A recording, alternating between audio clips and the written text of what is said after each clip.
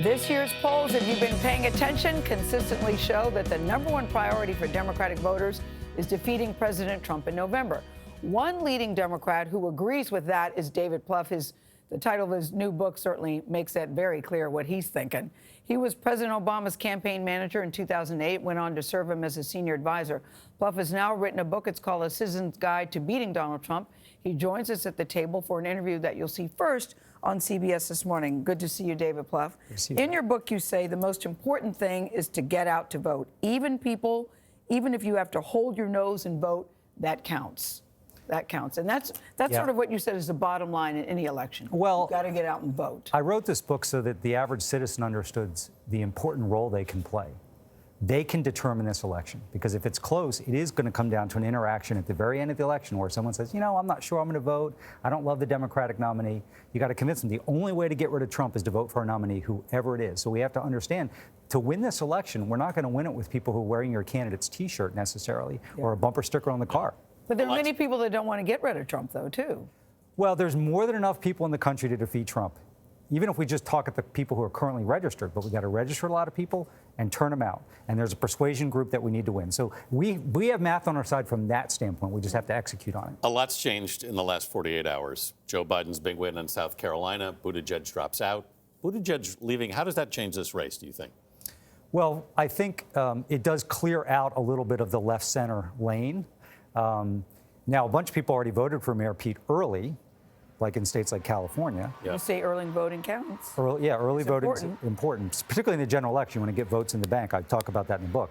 But I think that means on Election Day now you've got a segment of voters. And, you know, there were some states where he was getting 9, 10, 12% in polls. Yes. So that's got to reallocate. So it's a battle for the rest of the candidates to see. Do you think this is a two-person contest? I do. In reality, I think Mike Bloomberg's going to get some delegates and votes tomorrow, and I think Elizabeth Warren will as well. But if you look at who actually can get north of 40, 45%, Sanders needs to grow, but he's got a very, very firm floor. And Biden, I think, with the African-American vote now, is going to dominate, particularly in the South. So I think those are the two candidates we're probably down to now. But how can you say it's a two-party race when Bloomberg is counting on Super Tuesday, and we haven't had Super Tuesday yet? Well, we've got to see how well he does tomorrow, but I think he's plateaued a little bit. So he's actually spent more money than we spent in either one of our elections, by the way, already.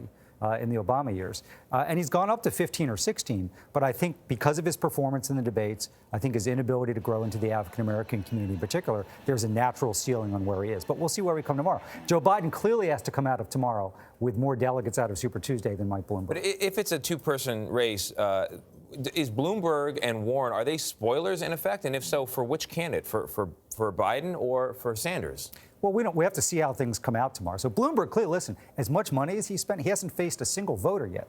So I'm sure he wants to see how tomorrow goes. Elizabeth Warren's campaign believes that there's a convention play for them, which I'm skeptical of. I think that it's hard to see how someone who's not the 1 or 2 number delegate vote getter is going to be the nominee.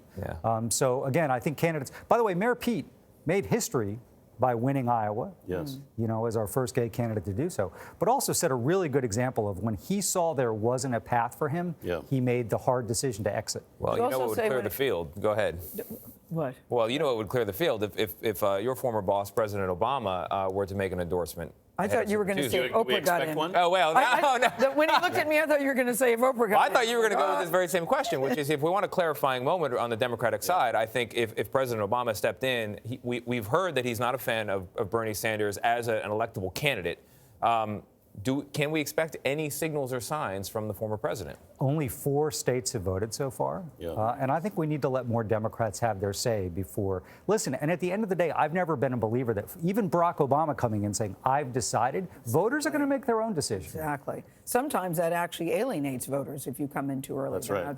You say in the book, though, that Republicans are consistently, they are better voters than Democrats in terms of turning out without prodding.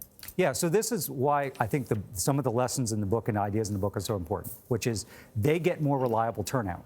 And in the battleground states, there's actually more conservative voters than liberal voters. Right. So we have a tough challenge. We need a great candidate and we need a great campaign.